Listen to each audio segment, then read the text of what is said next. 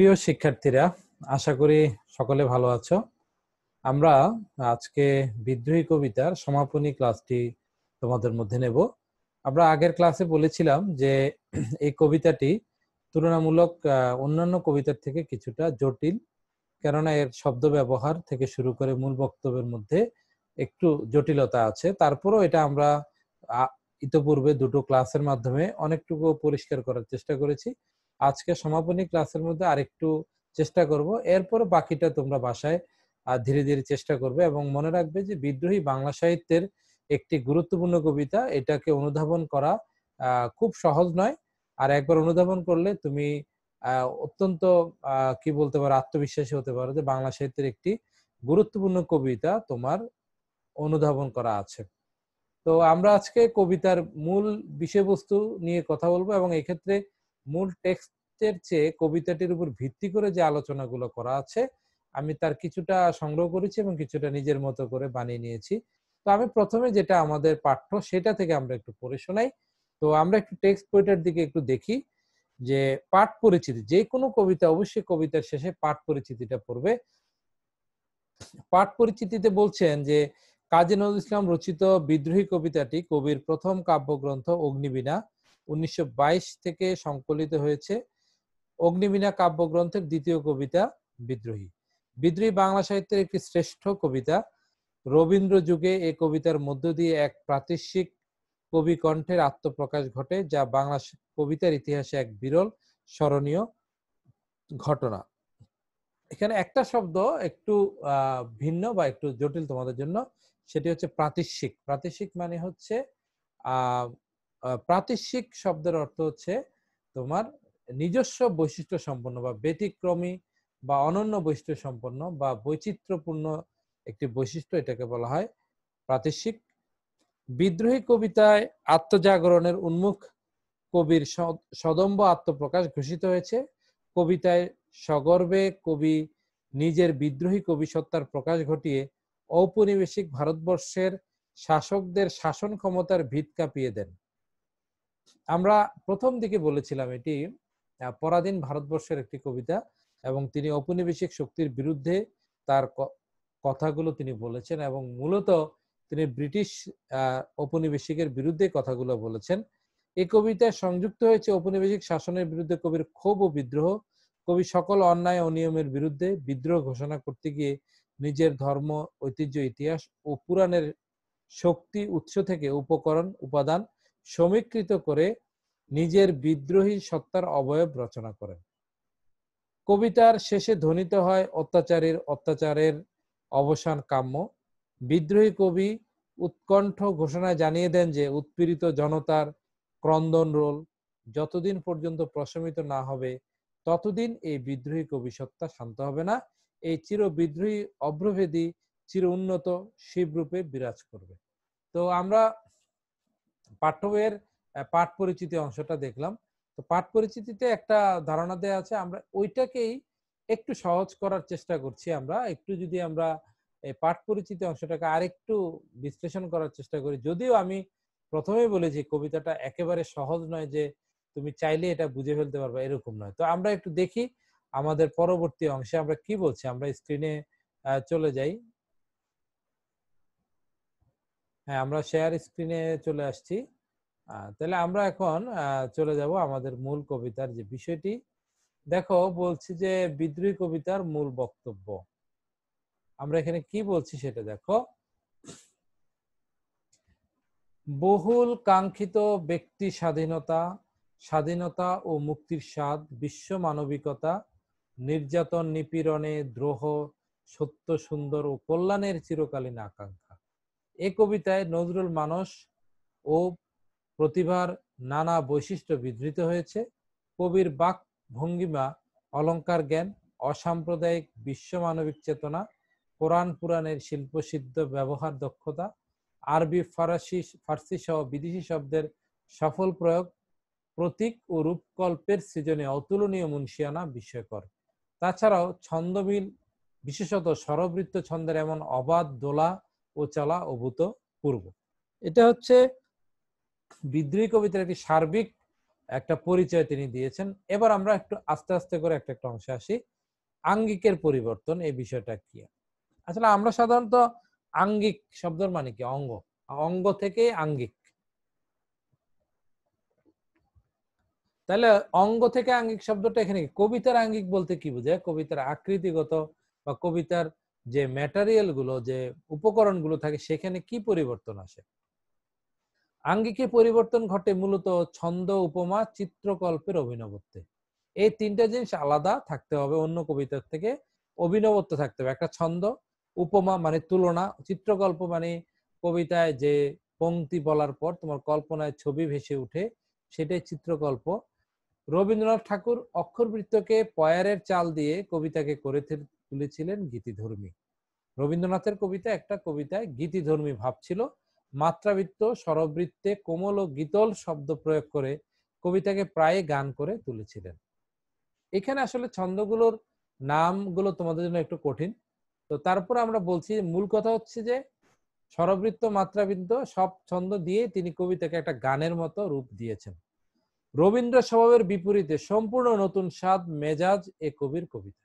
অথচ রবীন্দ্রনাথের প্রায় সমকালীন বলতে বয়সের দিকে নয়, মানে রবীন্দ্রনাথ যে সময় লিখতেন নজরুলও লিখতেন, সেই সময়ে নজরুল কিন্তু রবীন্দ্রনাথের মেজাজের থেকে একটু ভিন্ন রূপে চলে আসলেন। অবশ্যই স্বাতন্ত্র কাজী নজরুল ইসলামের রাজনৈতিক ও সাহিত্যিক দ্রোহ বিশেষ ভূমিকা রেখেছিল। নজরুলের বজ্র নিনাদপূর্ণ উচ্চারণ রবীন্দ্র স্বভাবের কোমল কণ্ঠের বিপরীতে উজ্জ্বল করে তোলে। রবীন্দ্রনাথ ছিল কোমল স্বভাবের আর নজরুল ছিল বজ্র নিনাদ বা বিদ্রোহী স্বভাবের। তো ফলে এটা কিন্তু একটা বৈশিষ্ট্য যে রবীন্দ্রনাথ থেকে নজরুল কিভাবে আলাদা হলেন। নজরুল একদিকে যুগ মানুষ বুঝতে পেরেছিলেন, অন্যদিকে যুগের দাবিও মিটিয়েছিলেন। তাহলে কাজী নজরুল একদিকে যুগটাকে চিনতে পেরেছিলেন, তার সমকালকে, অন্যদিকে যুগের দাবিটাও তিনি মিটাতে পেরেছিলেন। তাইলে এই কবিতায় আঙ্গিকের পরিবর্তন কোথায়? আঙ্গিকের পরিবর্তন হচ্ছে রবীন্দ্রনাথ, নজরুলের আগে রবীন্দ্রনাথ তার কবিতাকে অনেকটা সঙ্গীতের মতো করে তুলেছিলেন, সুরেলা করেছিলেন, আর নজরুল সেটাকে বিদ্রোহী স্বর দিয়ে তার মধ্যে একটা স্বাতন্ত্র্য বা ওই যে প্রাতিশ্বিকতা পূর্ণ বৈশিষ্ট্য তিনি উজ্জ্বল করেছেন। তৃতীয়ত আমরা একটা আত্মজাগরণমূলক কবিতা, এটা তো আসলে মূল কথাই বলা যায়। এই কবিতার মাধ্যমে কবি স্বাধীন সত্তার কথা বারবার উচ্চারণ করে নির্ভীক চিত্তে। নিজের স্বাধীন সত্তা, নিজেকে আহ জাগরণ করার চেষ্টা করছেন। তিনি মনে করেন ব্যক্তি স্বাধীন না হলে জাতির মুক্তি আসবে না। এই যে আমার পথ বলে একটি প্রবন্ধ আছে, তোমাদের পড়বা, সেখানে কিন্তু একই কথা, আমি আমি বলছে, এইখানেও দেখো আমি আমি বলছে। তাই নিজেকে জাগাতে হলে ইতিহাস ঐতিহ্য থেকে চেতনা শানিত করতে হবে, যেখানে ধর্মীয় গোড়ামি থাকতে পারবে না। দেখো এই কবিতার মধ্যে কিন্তু নজরুল বিভিন্ন ধর্ম থেকে, ইসলাম, হিন্দু, খ্রিস্টান, বিভিন্ন ধর্মের ইতিহাস ঐতিহ্য থেকে তিনি শক্তির ধারণাগুলো নিয়েছেন এবং নিজের চেতনাটাকে শানিত করেছেন, ধারালো করেছেন, এবং সেখানে কিন্তু ধর্মীয় কোনো গোড়ামির মধ্যে থাকতে পারবে না। তাহলে এইটা হচ্ছে তার আত্মজাগরণমূলক কবিতা। তারপরে হচ্ছে প্রথম বিশ্বযুদ্ধোত্তর বিদ্রোহী সত্তার প্রকাশ। এই কবিতাটি রচিত হয়েছে মূলত 1921 সালে।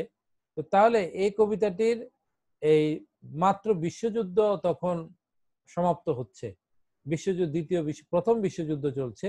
এই প্রথম বিশ্বযুদ্ধে তিনি নিজে কিন্তু অংশগ্রহণ করেছিলেন। তাহলে তিনি কিন্তু এই জায়গা থেকে কবি নিজেই প্রথম বিশ্বযুদ্ধে অংশগ্রহণ করেন। তাই আমরা যে বলি যে বাঙালি পল্টনে যোগদান করেন, তো এটা কেন বলি, কারণ কবি নিজে সেনা করাচিতে যুক্ত ছিলেন এই সৈনিক হিসেবে। তো কবি নিজেই প্রথম বিশ্বে অংশগ্রহণ করেন, তাই যুদ্ধকালীন বিভীষিকা তিনি দেখেছেন। এটা দেখা ছাড়াও বিদ্রোহী সত্তা কিভাবে প্রকাশ করা যায় সেদিকে গুরুত্ব দিয়েছেন। তিনি দেখেছেন যে যুদ্ধের সময় বিভীষিকা দেখা যায়, কিন্তু যুদ্ধের মাধ্যমে একটা চরিত্র বা একটা স্বাধীনতাকামী ব্যক্তি কিন্তু বিদ্রোহী হয়ে প্রকাশ পায়। ফলে দেশের স্বাধীনতার প্রশ্নে তিনি বিদ্রোহী হিসেবে নিজের পরিচয় দিয়েছেন। তিনি কিন্তু দেশের স্বাধীনতার প্রশ্নে, এটা কিন্তু যেন তেন ভাবে তিনি রেগে গেছেন, উত্তেজিত, এরকম না। দেশের স্বাধীনতা তার কাছে মুখ্য। তাহলে এই দেশের স্বাধীনতাটাকে মুখ্য করতে গিয়ে তিনি করেছেন কি, নিজের বিদ্রোহী সত্তাটাকে জাগ্রত করেছেন। শক্তি ও সৌন্দর্য ও প্রেমের প্রতীক। এটা খুবই ইম্পর্টেন্ট। এই কবিতায় কিন্তু শক্তি আছে, সৌন্দর্য অথবা প্রেমও আছে। দেখো এই প্রসঙ্গে একটা উদ্ধৃতি আমরা বলি, সুন্দরের তাড়নাতে অসুন্দরের বিরুদ্ধে তার বিদ্রোহ। এটা সিরাজুল ইসলাম চৌধুরী বলেছেন যে সুন্দরের তাড়নাতেই, মানে সুন্দর, তার ভিতরে সুন্দর বোধ আছে বলেই তিনি অসুন্দরকে তিনি পছন্দ করেন না, অসুন্দরের বিরুদ্ধে তাই তিনি বিদ্রোহী হয়ে উঠছেন। এই কবিতায় শক্তি, সৌন্দর্য আর প্রেম একই সঙ্গে এসেছে। যেমন গ্রিক পুরাণে অরফিয়াসের কথা, বাঁকা বাঁশি বলে কৃষ্ণের কথা। দেখো একদিকে তিনি আমি অরফিয়াসের বাঁশরি, আবার বলছে যে তিনি মম এক হাতে বাঁকা বাঁশের বাঁশরি।